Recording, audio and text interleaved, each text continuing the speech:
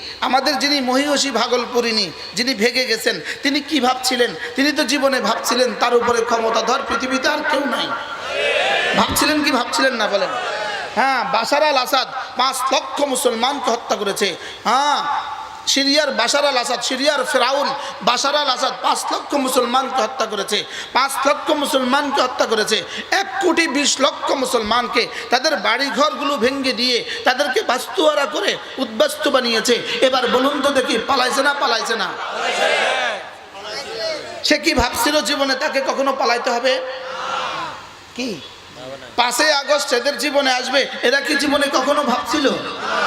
জীবনে 4ই আগস্টেও কি কল্পনা করছিল? 3 আগস্টে কল্পনা করছিল? 5ই আগস্টে যদি ভাগা লাগবো জানতো, তাহলে কি 11 পদের রান্না করতো? তো রান্নাই তো প্রমাণ করে সে ভাবতেও পারে নাই তাকে যে 11টার সময় ভাগতে হবে।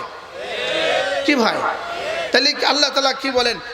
তুমি কি ধারণা করে আছো আমি তোমাকে দেখছি না? শুধু তার জন্য বলে নাই, শুধু নেতানিয়াহুর জন্য বলে নাই, আমাকেও বলছে তুই কি ধারণা করে আছিস আমি তোকে দেখছি না? কি সবাই বলেন, তুমি কি ধারণা করে আছো? বলেন, আমি তোমাকে দেখছি না। তাহলে এবার এই কথাটা যদি কারোর মনে থাকে, এই মানুষটা নাফরমানি কেমনে করবে? কিভাবে এই মানুষটা নামাজ ছাড়বে কিভাবে? আল্লাহ আমাকে জীবনের শেষ নামাজটাও দাঁড়িয়ে দাঁড়িয়ে পড়ার তৌফিক দান করেন। এই দোয়াটাকে আমরা হালকা মনে করছি এটা একটা দোয়া আর কি, লেকিন এই দোয়াটা মূলত আমার জীবনের সব কিছুর চাওয়া। আল্লাহ যদি আমাকে জীবনের শেষ নামাজটা দাঁড়িয়ে দাঁড়িয়ে পড়ার তৌফিক দেন, তাহলে আশা করা যায় ইনশাআল্লাহ আমার জীবনের শেষ দিন হাসপাতালে থাকবো না। যদি এই দোয়াটা আমার কবুল হয়ে যায়, তাহলে ইনশাআল্লাহ শেষ দিন জেলখানা থেকে লাশ উঠবে না। যদি এই দোয়াটা কবুল হয়ে যায়, আমি প্যারালাইসিসে আক্রান্ত হব না।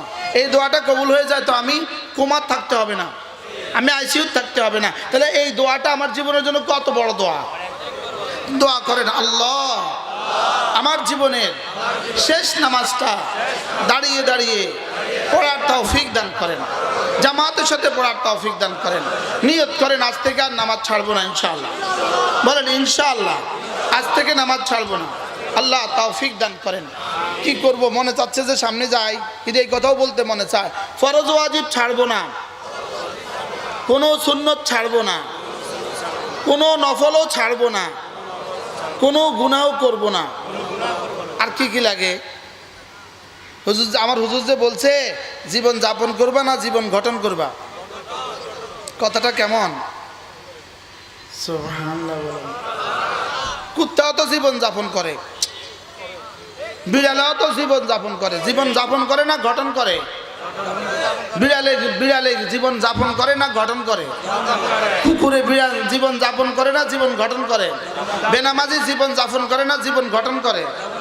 বেরোজগারি জীবন যাপন করে না জীবন গঠন করে?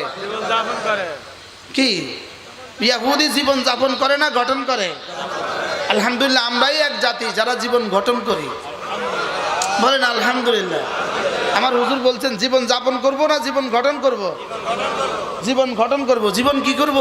জীবন গঠন করব।